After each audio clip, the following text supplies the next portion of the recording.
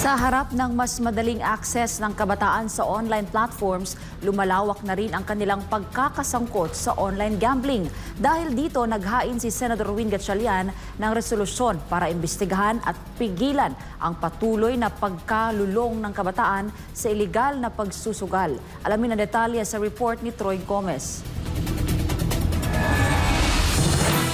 Ayon kay Gatchalian, isang seryosong banta sa kabataan ang mabilis na pagkalat ng online gambling, lalo na't napakadaling ma-access gamit ang mga gadget at social media platforms gaya ng Facebook, TikTok, Instagram, X o dating Twitter, YouTube at iba pang websites.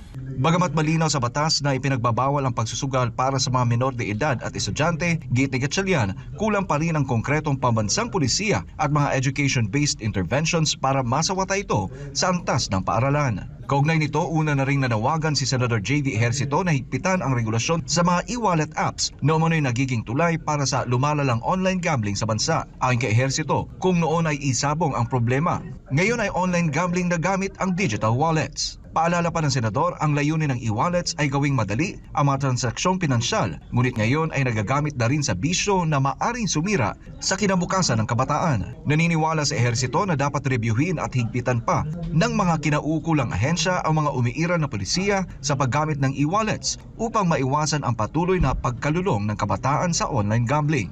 Para sa mambabatas, kailangan ng agarang aksyon hindi lamang para pigilan ang online gambling, kundi para na rin protektahan ang kinabukasan ng mga kabataang Pilipino.